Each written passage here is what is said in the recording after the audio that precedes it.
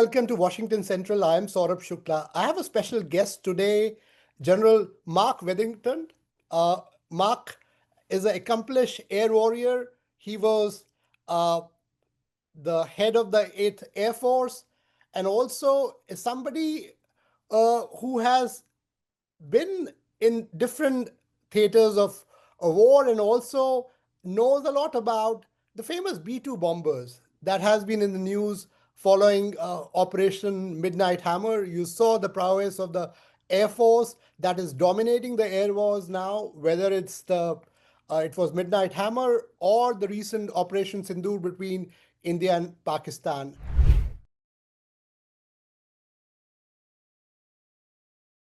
Mark, just to set the ball rolling, give a sense to our viewers and listeners are with us today.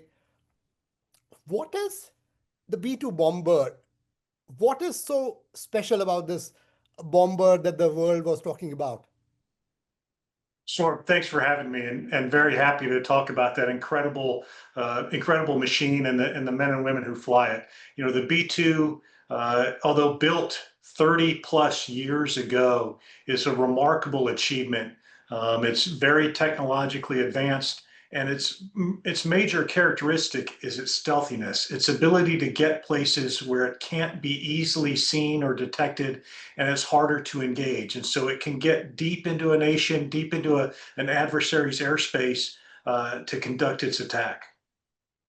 And just to get our uh, viewers and listeners up to speed with how it really works, give me a real life scenario. How obviously you've been part of many operations. How close has it been where you virtually uh, surprise the enemy with a B-2 coming right there and the enemy didn't even know? So I think in this case, there was a very remarkable deception plan and very tight operation security surrounding Midnight Hammer. And so the whole world was watching as it appeared the B-2s were headed one direction and that there was a certain amount of time involved. And then suddenly this attack took place. There's no doubt that the lead up, the Israeli attrition of Iranian air defense systems, radars, command and control capabilities aided in this deception. But at that point, the B-2 is obviously able to take advantage of that situation and appear undetected, unexpectedly deep over those sites in Iran to conduct the attack.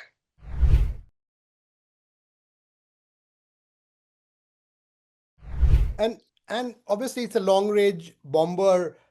It can pass through territories of different countries. So typically, obviously, like the civilian aircrafts do, in this case, these missions are kept secret. So even the countries don't know that this bomber is passing through and there's a mission underway. Is that true?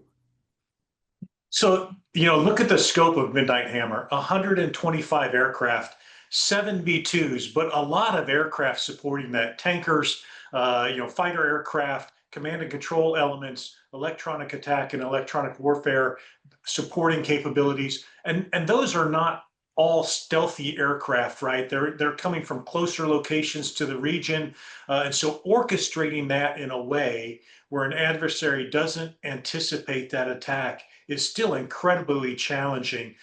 Probably 70 tankers at multiple locations around the globe to ensure those bombers could get from their home base in the middle of the United States to Iran and then back after the attack. So a lot happening. Amazing that it came off the way it did. And how do the pilots endure such a long flight? Is it comfortable inside when you talk about the space? I haven't been inside. I've only seen it from outside. But how is it inside the B-2 bomber? To cockpit, there is a little bit of room, and so two aviators flying that airplane, and they're in ejection seats. So very it looks very confined up front. A lot of switches and instruments and other capabilities, but they can get up and move around to an extent behind their seats. There's a little bit of space one of them can get out and take a nap, lay down. They'll usually have a sleeping bag or some other, like a hammock, towards the back in some space where there's some electrical components, avionics components. And so they can move, but it's not, I wouldn't say it's incredibly comfortable. You know, a long flight like that, it's going to be fatiguing, tiring. There's going to be a lot of noise. There's going to be a lot of vibration. There's going to be just temperatures that you have to deal with, hot and cold. And so, you know, staying focused on that mission is always going to be a challenge. And I'm sure, despite the fact that you said 30 years has passed since you got these bombers, how have you made sure that, the adversaries, they haven't got any technology like this, which really closely matches a B-2 bomber like you guys have? Well, I think both of our primary adversaries that you would think about, Russia and China, are developing similar capabilities. It's no doubt that they've watched over the last 20 to 30 years since Desert Storm and seen how air power is employed and how it can support a joint fight, how it can achieve objectives in certain ways like Midnight Hammer. And so Yeah. they're trying to emulate that. And they both have projects underway that are very similar in a lot of respects to the B-2, a long-range, stealthy strike aircraft. However, the B-2 still, I think, the premier capability of its type, and the B-21, soon to follow, will take that even a step farther.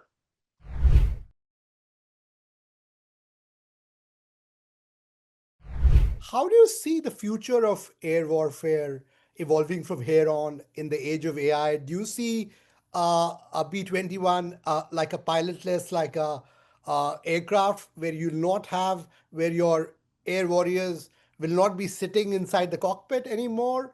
Or do you see still, real people inside the cockpit manning these aircrafts?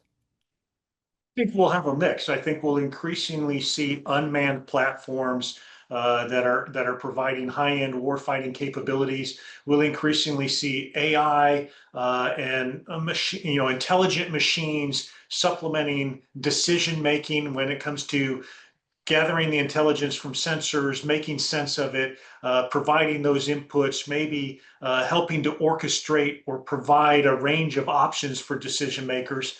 There'll still be, at least in the United States case, a man in the loop, right? Someone, a decision maker, and I think there'll be a group of aviators as well in certain cockpits, but they may be controlling unmanned platforms ahead of in the first wave or so, and we'll increasingly see those unmanned capabilities and automated capabilities come to the fore.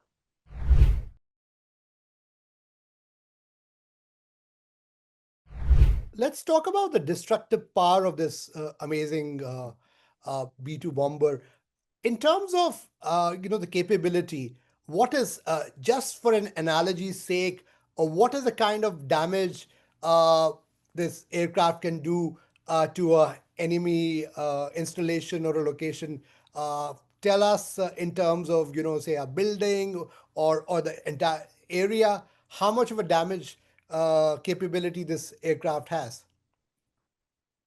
Like all of our bombers, the B-1 and the B-52 as well, can carry a large payload, a wide range of munitions, and so very flexible, heavy payloads. And in the B-2's case, that can range anywhere from 80 500-pound weapons, right, to a single 30,000-pound massive ordnance penetrator or MOP that was used in the Midnight Hammer raid. And you can mix and match those weapons as well in a way that gives you incredible flexibility and destructive power for whatever target you're going after.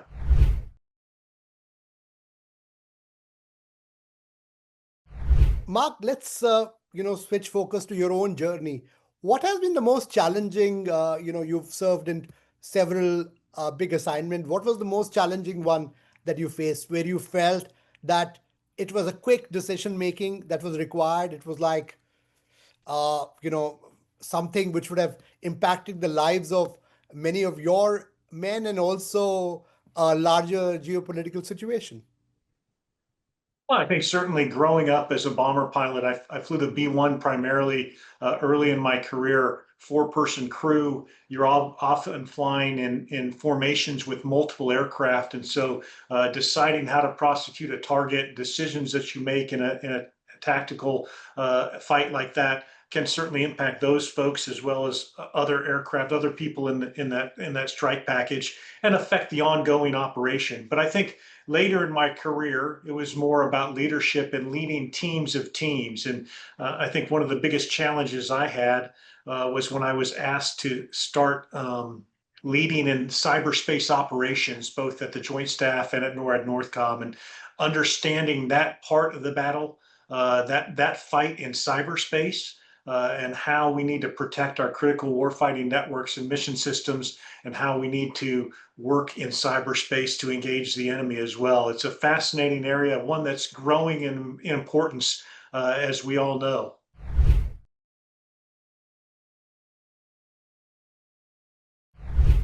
But I'm glad you raised this issue. Is it true that a lot of adversaries are trying to now, uh, obviously, cyber weaponry is something which is, and cyber warfare is being used by countries like China, Russia, very frequently. North Koreans have been doing it. But are they trying specifically to target, these bombers? And have you seen a theater of war where you saw some air warfare in some ways impacted by these cyber warriors, so to say? Well, I think we're going to see that increasingly as the years go on. As I tell a lot of audiences, right? Space, cyber, information warfare, those things are increasingly important, increasingly relevant to outcomes every year for the next century. Not that they're more important than anything else, not that they're going to win the war on their own, not that you don't need an air force or an army or navy, but those types of capabilities are increasingly relevant. And we do see our adversaries looking to get an advantage because they know the strength of the US. They know how we are operationally integrated across the domains, how we can fight unlike anybody else with incredible capabilities. And so they're looking for an advantage. And cyberspace is one where I think they'll be looking for quite some time. you know as a pilot, I know lot of our young listeners have asked me to ask you this. They see it in the Hollywood movies or a Netflix series these days, the dilemma of a pilot. You have the kill switch, you have to drop something, and suddenly the control tells you just hold back. Has this ever happened to you where you were about to put that kill switch or drop a bomb and you were told get back, abort mission, or something like that? Absolutely. I think what our listeners should understand is being a combat aviator and having the responsibility to deliver a very destructive weapon carries with it the responsibility to do that according to the laws of armed conflict, according to your conscience, and we certainly plan. And think through all the contingencies that can happen. So part of this is at a certain target, could there be collateral damage? Have we looked at ways to minimize that collateral damage? Are we watching the pattern of life there? Are we attuned to an unexpected civilian or group of civilians that may show up in the target area, or attuned to something that we didn't expect that would cause us to call off the attack? And as a pilot, you also rehearse all those actions that go into delivering that weapon all the way through the point to where you pickle it or press the switch and the weapon comes off the airplane, or the airplane actually a lot of times automatically calculates it once you say, once you enable a certain mode, right? And so there's always contingencies built in, and how are you going to react? And we will certainly call off an attack if it's warranted.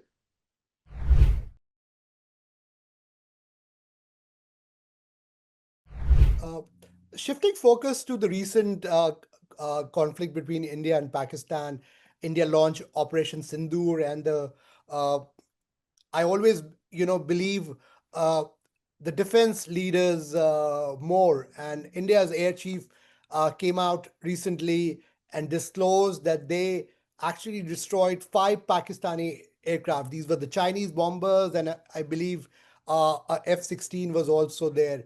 What do you have to say to that? Do you think this proved India's air superiority over Pakistani Air Force? And what do you think of the nature of the conflict there? Because this was also pretty swift. Well, Saurabh, I don't have any particular insight onto this engagement, but I do know that India and Pakistan have certainly had a very competitive dynamic in air warfare. And I think certainly they're looking for how to exploit that whenever there's a confrontation. And I've been to India. I was in India in 2020 as Uh, the 8th Air Force commander.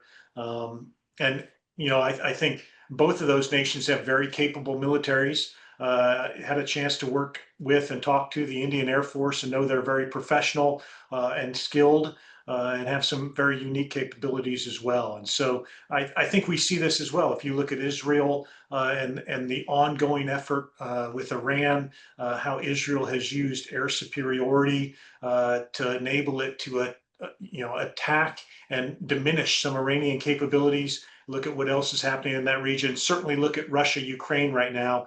It shouldn't be lost on anybody that the air dimension of the fight is going to continue to be absolutely vital.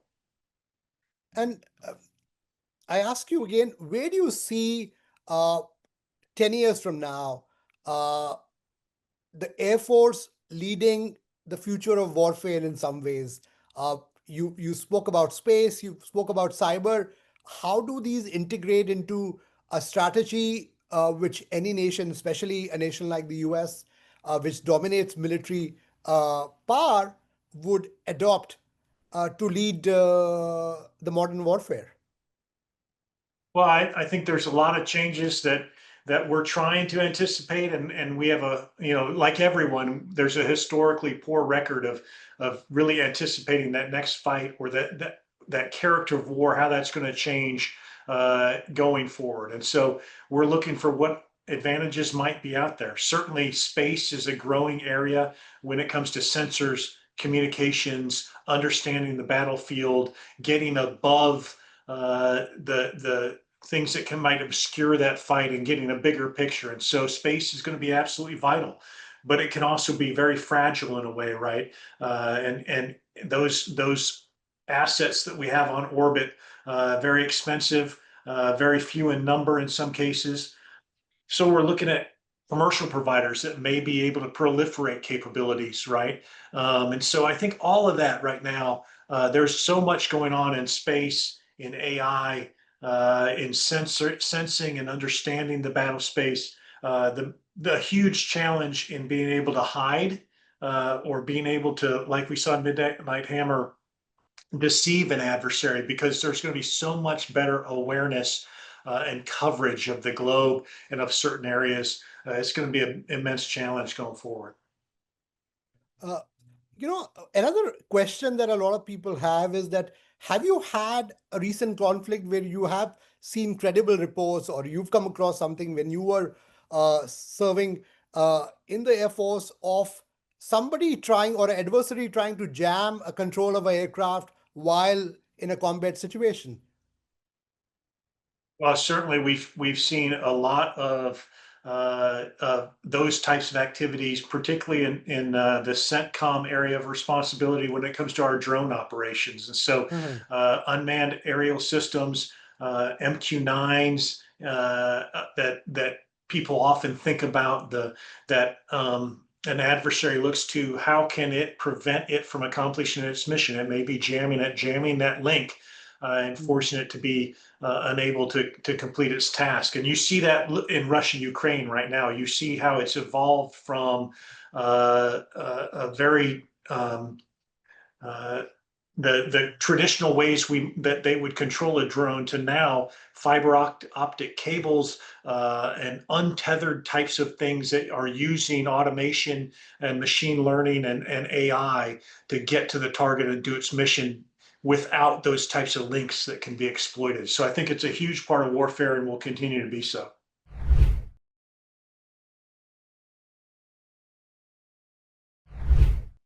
Mark, one of the lessons, obviously, I want to learn for our listeners from you is also the leadership lesson because it's also the leadership which counts, whether you're a solo pilot, a young pilot on a mission, or you are an Air Force commander. So, what is the leadership mantra that you would like to share today with our listeners that you always imbibed? And what is that kept you calm in the most adverse situation? Well, I'll jump to the second part first. I think what keeps me calm and what keeps our American aviators calm in those challenging situations is their training, right? It's our ability to practice, our ability to think deeply about our craft, to use whether it's simulators, tabletop, to use other training devices to prepare ourselves mentally and physically and emotionally for what we have to do on the battlefield. And so rehearsal and training and practice is what really goes into making you prepared for those situations, understanding what you need to do in a time sensitive, time critical situation. As far as going back to your first question and remind me again where you wanted to go with that. The leadership. What is the leadership mantra or a leadership advice you would like to give? Uh, as a Air Force pilot and also as a commander of the Air Force. Yeah, yeah. You bet. I think I'll jump to my days in the B-1. Four aviators in that airplane, and so two pilots up front, and two weapon systems operators in the back, and all of them have kind of different responsibilities and tasks in a mission.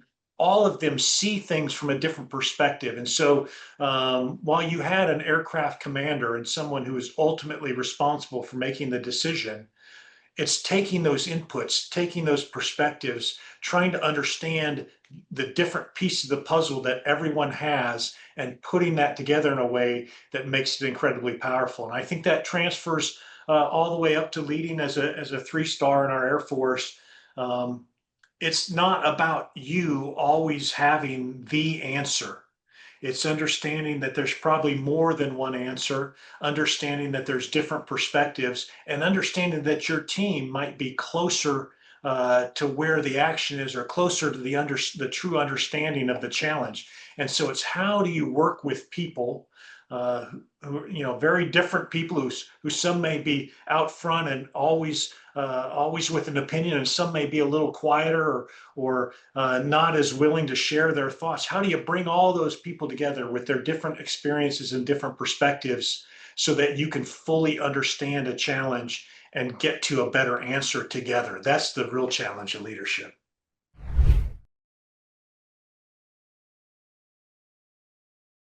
Just Mark, run me through what a typical day looks like for a B-2 or B-1 bomber pilot just ahead of a mission.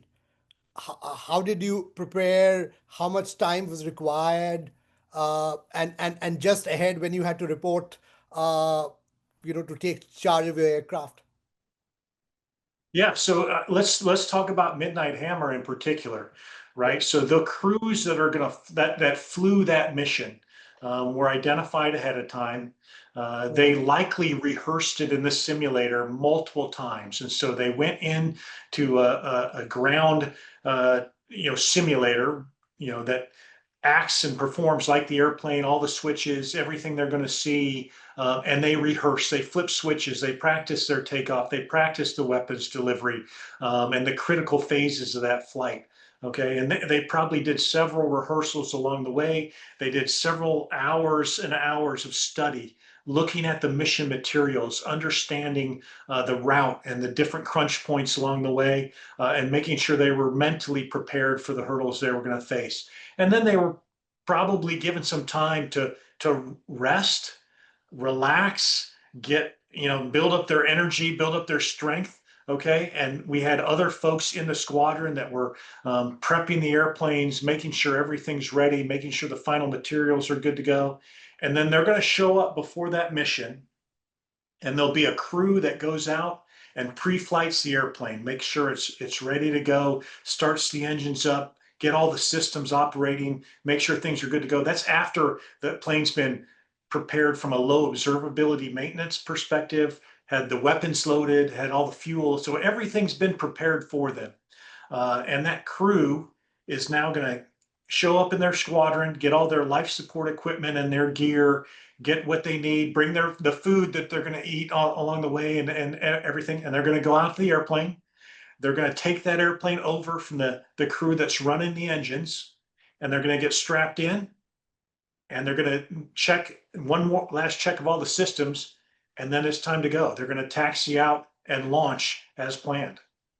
And the food that you mentioned, is there a special kind of a food, or is like a normal diet that or something quick on the go that they can have while on a Well, mission like certainly this? we have a group of people in the Air Force called aerospace physiologists that help our aviators understand their battle rhythm, their circadian rhythm, sleep cycles, rest cycles, understand how to be physically and mentally ready. They give them suggestions on foods and what they should bring that will help them remain be alert and not cause them to have extreme ups and downs of cycles of that way. But it's really up to each pilot, each aviator on that mission to bring what they think's appropriate, what they like to eat, and they'll bring it along with them, and that's their food for the trip. They have to they have to plan ahead, because 37 hours is a long time in that airplane.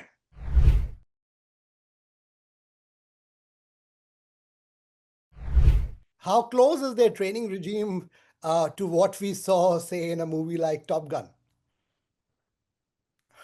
Uh, Well, I think Hollywood obviously has some ways to sensationalize what you might see, but I think certainly there's also a dose of reality in there as well. I suspect that the B-2 execution of that, uh, you know, was a lot less dramatic, a lot more straightforward, and incredible collaboration again between 125 different airplanes, multiple continents, 37 hours there and back.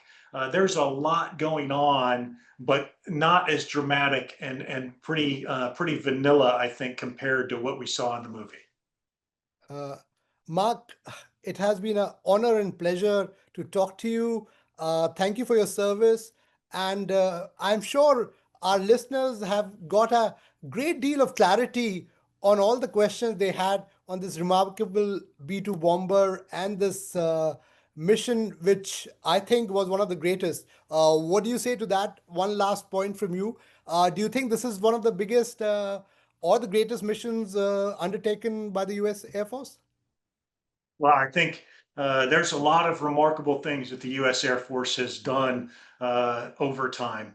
I think this one will stand the test of time as one of the most dramatic and one of the most important strikes that it conducted. High stakes, and from my perspective, executed incredibly well. You can There'll still be a lot to understand about how much we set that nuclear system back, but well executed, well planned, and incredible deception, incredible operation security, a remarkable effort, no doubt. General Mark, thank you so much for being with Washington Central. Absolutely, thank you.